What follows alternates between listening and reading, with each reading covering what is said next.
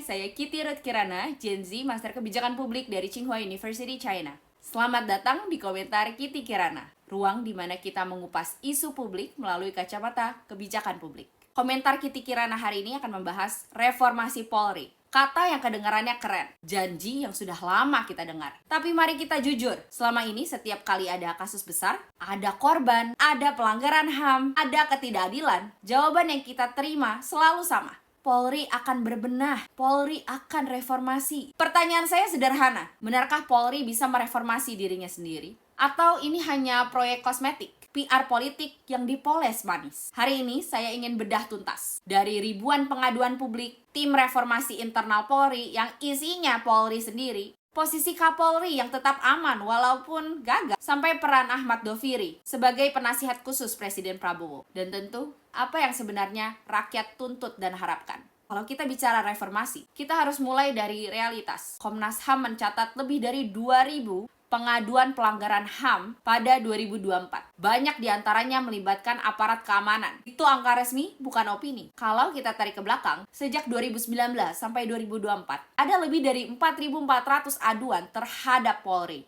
Ombudsman bahkan menerima lebih dari 3.300 laporan dugaan maladministrasi Polri dalam periode yang sama. Dan menurut laporan media, Polri adalah lembaga yang paling banyak dilaporkan ke Komnas HAM selama 2024. Kasusnya ribuan, bahkan lebih. Ini bukan oknum. Ini pola pelanggaran, pola impunitas, pola kegagalan akuntabilitas. Jadi ketika Polri bilang mereka sedang reformasi, publik layak bertanya, reformasi bagian mana? Masalah ini sistemik dalam institusi Polri. Tapi, apa jawaban institusi Polri? Tim Transformasi dan Reformasi Polri dibentuk melalui Surat Perintah 17 September 2025. Berisi 52 perwira tinggi dan menengah Polri, dipimpin Komjen Krisnanda Dwi Laksana. Sekilas terdengar serius. Tapi, ada masalah besar. Tim reformasi ini isinya polisi semua. Tidak ada civil society, tidak ada akademisi independen, tidak ada Komnas HAM, tidak ada ombudsman. Pertanyaan paling logis, bagaimana mungkin sebuah institusi yang bermasalah mengadili dirinya sendiri? Dan jangan lupa, tim ini bukan hanya berisi internal, tapi dibentuk oleh Kapolri sendiri. Kenapa tidak melibatkan tim audit eksternal? Jawabannya bisa sederhana, karena audit eksternal itu menakutkan. Kalau Polri diaudit pihak luar, semua borok bisa terbuka. Semua data, semua kasus, semua pelanggaran akan terekspos. Maka pilihan paling aman adalah bikin tim sendiri, menilai diri sendiri, dan melaporkanlah hasilnya ke publik. Self-audit. Tapi self-audit itu bukan reformasi. Itu hanya cara untuk menghindari pertanggungjawaban. Yang lebih parah, tidak ada target waktu. Tidak ada indikator jelas. Tidak ada laporan periodik yang bisa dicek publik. Jadi, apa yang kita mau ukur? Niat baik. Saya rasa rakyat sudah terlalu sering dikecewakan dengan niat baik. Sekarang mari kita bicara tentang pucuk kepemimpinan. Kapolri Jenderal Listio Sigit Prabowo. Ini pertanyaannya. Kalau sudah ada ribuan pengaduan, publik sudah marah, sudah demo.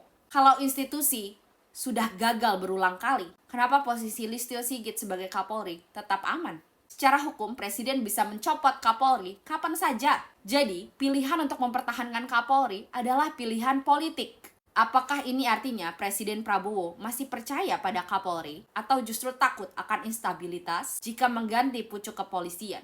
Bagaimana rakyat bisa percaya bahwa reformasi ini sungguh-sungguh kalau orang nomor 1 di Polri saja tidak tersentuh akuntabilitas? Dan ingat, ketika Kapolri memilih membuat tim reformasi versi internal, itu juga sinyal politik. Saya, Kapolri, tidak ingin diaudit orang lain. Padahal logika sederhana.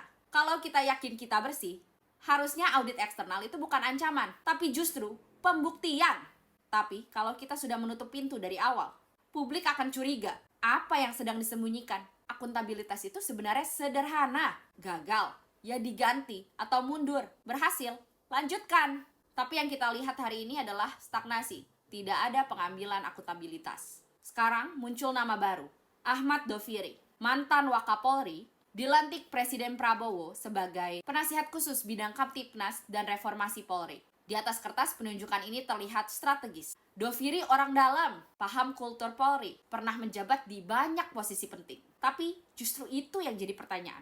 Apakah orang lama benar-benar bisa membawa perubahan? Atau malah menjaga status quo? Publik berharap Doviri bisa menjadi jembatan, memastikan presiden tidak hanya menerima laporan manis dari Kapolri, tapi juga mendengar suara rakyat, suara pengawas independen, suara korban. Tapi kalau Doviri hanya jadi penasehat simbolis, tanpa wewenang nyata, kita hanya menambah jabatan baru, gaji baru, tanpa hasil.